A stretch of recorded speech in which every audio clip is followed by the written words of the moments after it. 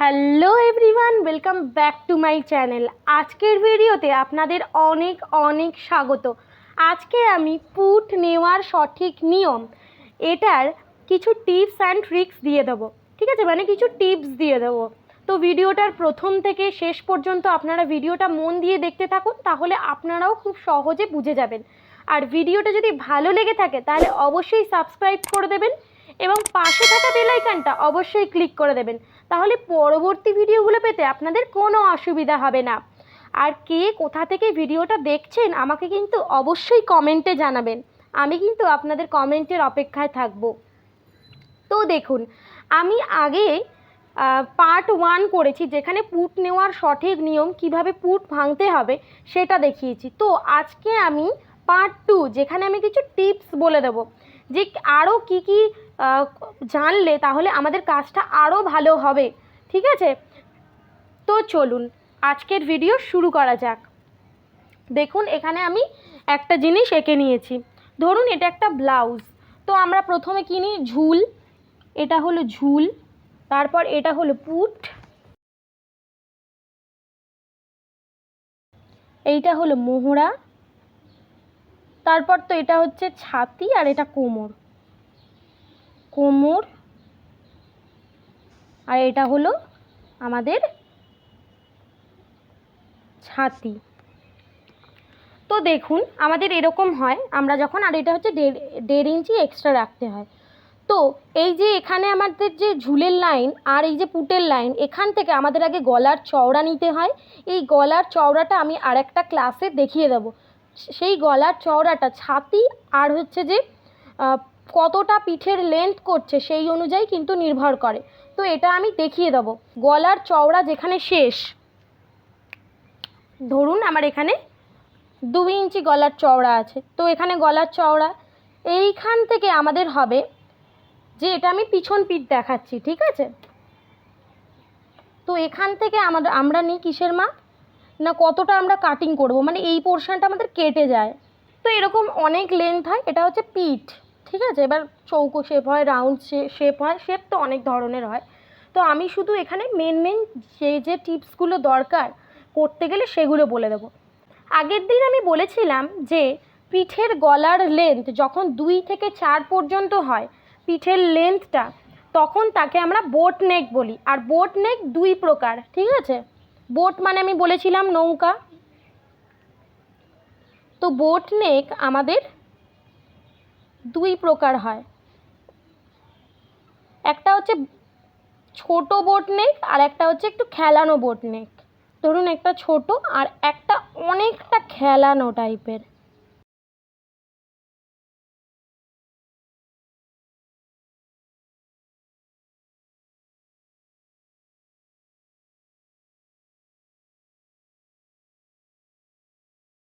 তো দেখুন, বোট নেক আমাদের 2 প্রকারের হয়। একটা ছোট, লেন্থটা অনেকটা ছোট, দেখুন একটু বন্ধ টাইপের, মানে বোট নেক বন্ধ টাইপের। আর এটা দেখুন অনেকটা খেলানো, বোটটা নৌকার মতো দেখুন একটু খেলানো। তো যখন আমাদের কোনো কাস্টমার সামনে বোট নেক করতে চাইছে আর পিছনেও বোট নেক করতে চাইছে, আর বোট নেকটা একটু খেলানো হচ্ছে, মানে এরকম, ঠিক আছে, তখন আমরা পুটের হাফ করব। আর আমি বলেছিলাম আগের দিন পুটের মাপ নেওয়ার সময় যে 1 থেকে 3 পর্যন্ত, 1 হচ্ছে কলার গলা বা এয়ার হস্ট্রেস, যেটা হচ্ছে যে আমরা দেখেছিলাম যে পিছন পিঠের লেন্থ আমাদের কতটা হচ্ছে তার উপর নির্ভর করে আমাদের গলার নাম ছিল, যে 1 ইঞ্চি হলে পিছন পিঠের লেন্থ তাহলে সেটা হচ্ছে যে কলার গলা বা এয়ার হস্ট্রেস। তারপর হচ্ছে যে যদি 2 থেকে 4 হয় সেটা হচ্ছে বোট নেক গলা। আর 1 থেকে 3 আমি বলেছিলাম যে পুটের হাফ হবে। আর 4 থেকে আমাদের কি হচ্ছিল যে পুটের হাফ করেও সেখান থেকে 2 সুত করে আমাদের কম ছিল। এবার কি হচ্ছে দেখুন, তো আমার কোনো কাস্টমার সে সামনেও বোট নেক করতে চাইছে আর পিছনেও বোট নেক করতে চাইছে। আমরা কি জানি যে বোট নেক মানে হচ্ছে যে পুট ভাঙবো, হাফ নেব, তাই তো, হাফ নেব আমরা পুটের মাপ। এবার সেই হাফ নিয়েও আপনি সেখান থেকেও -1/2 করে দেবেন যখন আপনার সামনে খেলানো গলা হবে, ঠিক আছে। খেলানোর জন্য কি হয়, আমাদের এই যে এই পোর্শনটা, আমাদের যে কাঁধের পোর্শনটা, সেটা কি হবে, একটু নিচের দিকে পড়ে যাওয়ার চান্স থাকবে। তো আপনি যদি 1/2 ইঞ্চি কমিয়ে দেন আগে থেকেই, তাহলে সেইটা কাঁধ থেকে পড়ে যাবে না। ঠিক আছে, আশা করি আপনারা বুঝতে পেরেছেন। আমি তাও এখানটায় লিখে দিচ্ছি।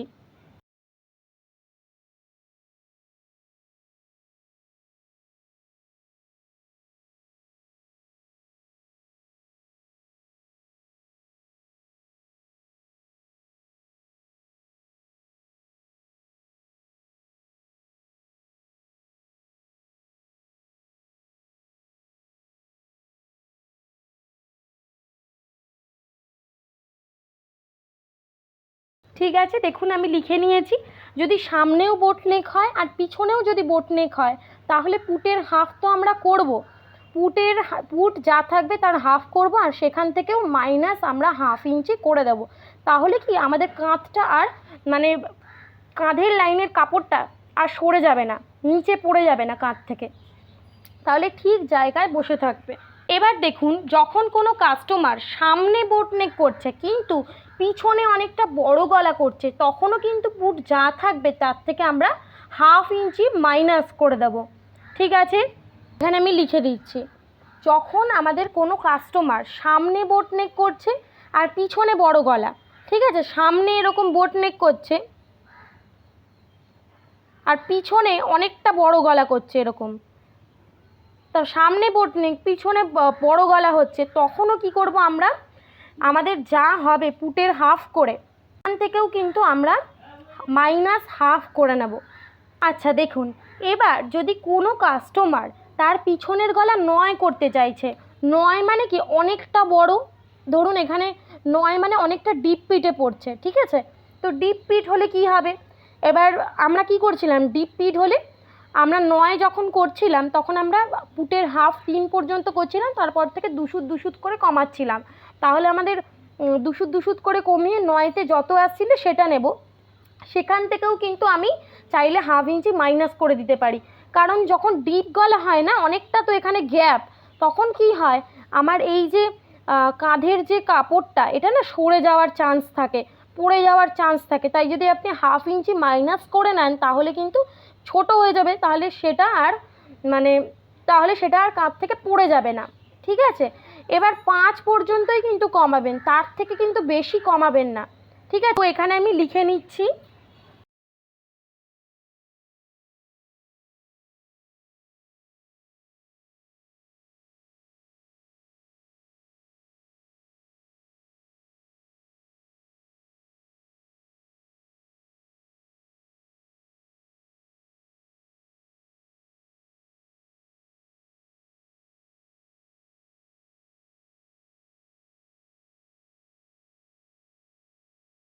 দেখুন, তাহলে পিছনের পিঠের লম্বা যদি ডিপ হয়, 9-এর পর থেকে আমাদের ডিপ শুরু হচ্ছিল, তো যদি ডিপ হয় তাহলে পুট আমরা ভাঙবো, পুটটা ভেঙে যা হবে সেখান থেকেও কিন্তু আমরা হাফ চাইলে মাইনাস করে নিতে পারি।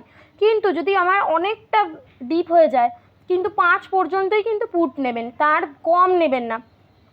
ঠিক আছে, তাহলে অনেকটা ছোট হয়ে যাবে, কারণ আমরা যদি এই দেখি, এখানে ধরুন এটা 5 নিয়েছি, তো আমার তো হাফ এখান থেকে চলে যাবে না, ধরুন কেউ 5 পর্যন্ত না নিয়ে 4.5 নিয়ে নিয়েছে পুট, তো 4.5 যদি নেয়, সেখান থেকে এটা ধরুন 4.5 ইঞ্চি, তো এদিক থেকে আমার হাফ হচ্ছে যে হাতা যখন সেলাই করব তখন চলে যাবে, এদিক থেকে যখন পট্টি বসাবো 1/2 ইঞ্চি চলে যাবে, মানে আমার এখান থেকে 1 ইঞ্চি চলে যাচ্ছে, তাহলে আমার কত দাঁড়াবে, 3.5 ইঞ্চি। 3.5 ইঞ্চিটা তো অনেকটাই ছোট হয়ে যাচ্ছে না, তো অত ছোট করবেন না, 5 পর্যন্ত রাখার চেষ্টা করবেন। ঠিক আছে, তারপর থেকে আর ভাঙার দরকার নেই। আবার দেখুন, অনেক সময় কোনো কাস্টমার কি বলে, না আমার পিছনে বোট নেক হবে আর সামনে আমি ডিপ করব, মানে পিছনে আমার বোট নেক হবে ছোট গলা বোট নেক, আর সামনে হচ্ছে যে আমার ডিপ হবে। ঠিক আছে, তো সামনে ডিপওয়ালা হলে, ডিপ যদি করতে চায় সে, তখনও কিন্তু পুট ভেঙে যা হবে, ঠিক আছে, পিছনে তো আমার বোট নেক হচ্ছে, তাহলে তো পুটের হাফ হচ্ছে, তো পুটের হাফ করেও সেখান থেকে -1/2 করে দেবেন, মানে 1/2 ইঞ্চি কমিয়ে নেবেন, তাহলে কি কাঁধ থেকে আর ওটা পড়ে যাওয়ার কোনো সম্ভাবনা থাকবে না। লিখে দিচ্ছি আবার।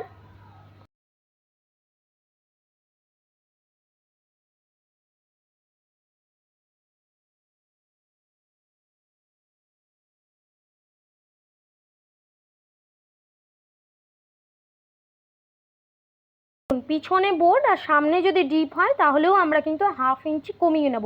তাহলে ধরুন যখন সামনে বোট থাকবে আর পিছনে হচ্ছে আমার ডিপ গলা, তখন কি করবে, তখন কিন্তু পুটটা আমার পিছনের গলার ওপর ডিপেন্ড করে পুটটা আমরা ভাঙবো না। ঠিক আছে, ভালো করে বুঝুন। দেখুন, আমাকে কোনো কাস্টমার বলে দিয়েছে যে সে সামনে বোট নেক করতে চায়, মানে সামনে সে বোট নেক করছে সামনের দিকে, আর হচ্ছে যে সে পিছনের দিকে কি করছে, বড় গলা করছে। ঠিক আছে, সামনে গলা, এটা সামনে এটা পিছনে, সামনে বোট নেক আর পিছনে সে বড় গলা করছে। এই বড় গলা করার দরুন কি হবে, তো কাঁধ থেকে খুলে যাওয়ার একটু চান্স থাকবে, কারণ এটা তো ডিপ হচ্ছে না। তো ডিপ হলে কি হবে, একটু পড়ে যাওয়ার চান্স থাকে। তখন কি করবেন, সামনে যেহেতু বোট নেক আর পিছনে যেহেতু ডিপ, তখন কিন্তু পিছনের গলার মাপ নিয়ে আমরা কিন্তু করব না। মানে আমরা তো জানি যে পুটটা নির্ভর করে আমাদের পিছনের গলার ওপর নির্ভর করে। সামনের গলা যাই হোক না কেন, আমাদের পুট ভাঙাটা নির্ভর করবে আমাদের পুরো পিছনের পিঠটা কতটা হচ্ছে। কিন্তু এই ক্ষেত্রেই যা একটুখানি ব্যতিক্রম হচ্ছে, কি হচ্ছে না, সামনে আমার হচ্ছে বোট নেক আর বোট নেকটা একটু খেলানো ধরুন, আর পিছনে হচ্ছে ডিপ পিঠ। তখন কিন্তু আমাদের আর পিছনের পিঠ যে ডিপ হচ্ছে এর ওপর নির্ভর করবে না, আমরা কিন্তু সামনের ওপর নির্ভর করে করব, পুটটাকে ভাঙবো। পুট ভেঙে যা হবে তার থেকে আমরা 1 ইঞ্চি মাইনাস করে দেবো। ঠিক আছে, তাহলে আমি খুব ভালো করে এখানে লিখে দিচ্ছি, দেখে নিন। আমার বোট নেক রয়েছে, এখানে রয়েছে আমার ডিপ পিঠ, ডিপ। তাহলে পিছনের পিঠের ওপর কিন্তু পুট ভাঙা নির্ভর করবে না।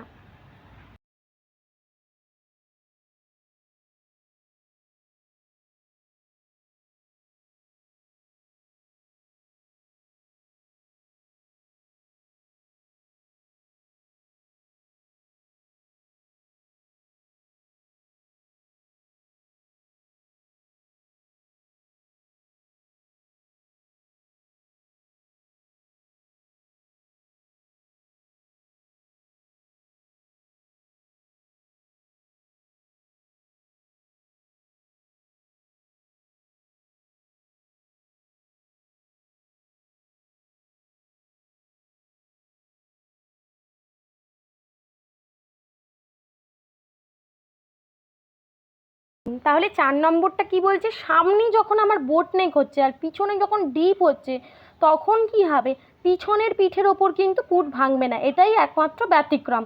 তখন আমাদের কি হবে, সামনের গলার ওপর, সামনের গলা অনুযায়ী আমরা কিন্তু পুটটাকে ভাঙবো।